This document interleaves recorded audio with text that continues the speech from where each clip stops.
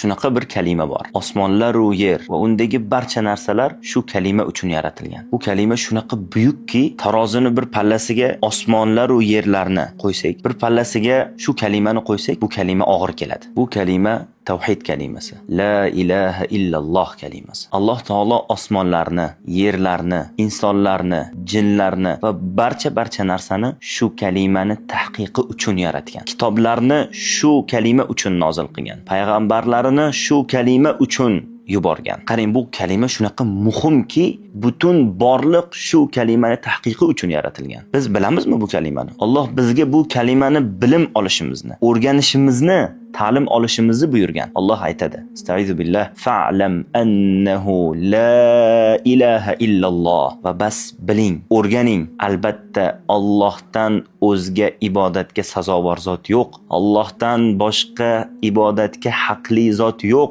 Inkor qilamiz Allohdan boshqa butun sig'iniladigan ilohlarni. Faqat Alloh bor. Bilamizmi bu kalimani? Tanimizmi Allohni? Hayotimizdagi eng muhim o'rganishimiz kerak bo'lgan narsa bu la ilaha illallohdir. Biz hayotimizga kerak bo'lgan, muhim bo'lgan narsalarni o'rganamiz. Biznesimizga nimadir ilmlar kerak bo'lsa, ularni o'rganamiz. IT o'rganamiz, ingliz tilini o'rganamiz, matematika o'rganamiz. Nimaga la ilaha illallohni o'rganmaymiz? Vaqt ajratmaymiz bu uchun.